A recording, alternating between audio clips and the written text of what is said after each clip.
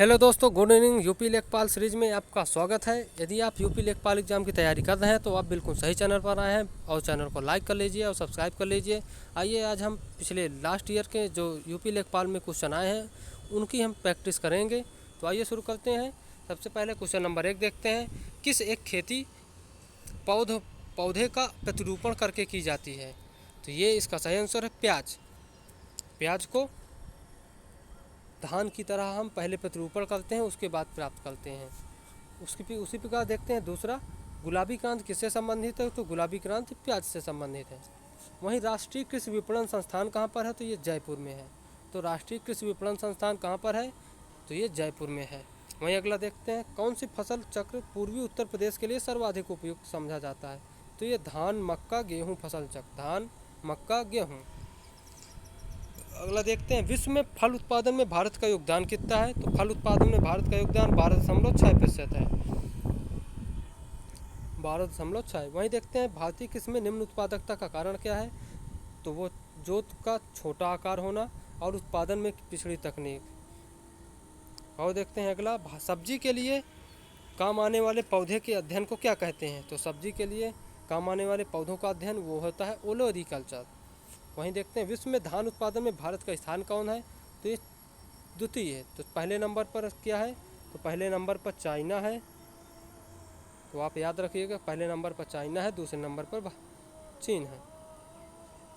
दूसरे नंबर पर चाइना, पहले नंबर पर चाइना और दूसरे नंबर पर भारत। वहीं देखते हैं, दलहनी फसलों में संतुलित खाद का अनुपात क्या है? तो NPK 1:2 का है, 2 का अनुपात है।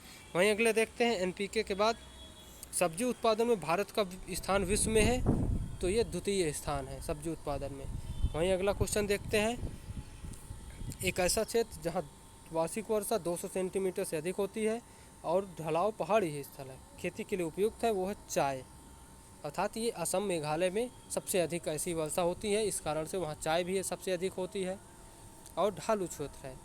तो पूसा बोल्ड किसकी प्रजाति है? तो पूसा बोल्ड सरसों की प्रजाति है। वहीं देखते हैं, मटर की पत्ती विहीन प्रजाति है तो अपर्णा।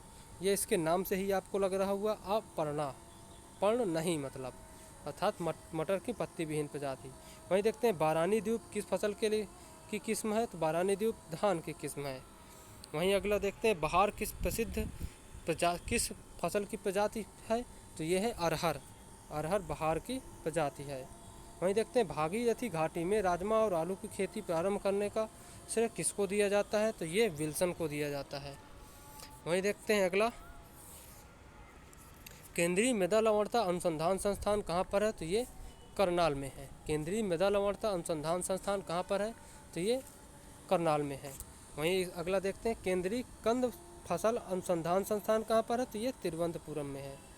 वहीं देखते हैं, अंतर्राष्ट्रीय चावल अनुसंधान संस्थान कहाँ पर है? तो ये फिलीपींस की राजधानी मनीला में है। वहीं अगला देखते हैं, केंद्रीय शुष्क क्षेत्र अनुसंधान संस्थान कहाँ पर है? तो ये जोधपुर में है। इसे जोधपुर में इसको काजरी भी बोलते हैं, CAZRI। और अगला देखते हैं, सदाबहार क्रांति भारत में किस उत्पादन बढ़ाने के लिए प्रयोग में लाई गई? तो ये MS स्वामीनाथन द्वारा प्रयोग में लाई गई। और अगला देखते हैं, हरी खाद के लिए सबसे उपयुक्त फसल कौन है? तो इसका सही आंसर है सनई। वहीं भारतीय कृषि का इतिहास किसने लिखा? तो ये भी MS रंधावा ने लिखा। ये भी मोस्ट इम्पॉर्टेंट क्वेश्चन था।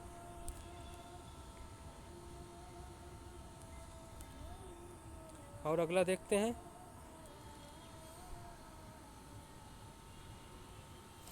चीन, भारत, जापान और जर्मनी में से किसमें धान की उत्पादकता सर्वाधिक है? तो इसका सही आंसर है चीन। वहीं अगला देखते हैं, कृषि विस्तार का प्रशिक्षण और भ्रमण प्रणाली अपनाने वाला पहला राज्य कौन है? तो इसका पहला राज्य है राजस्थान।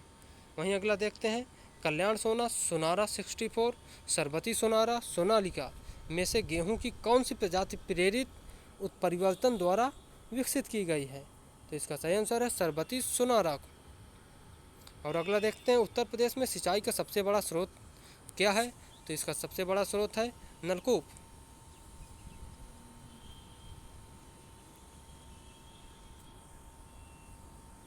सॉरी दोस्तों।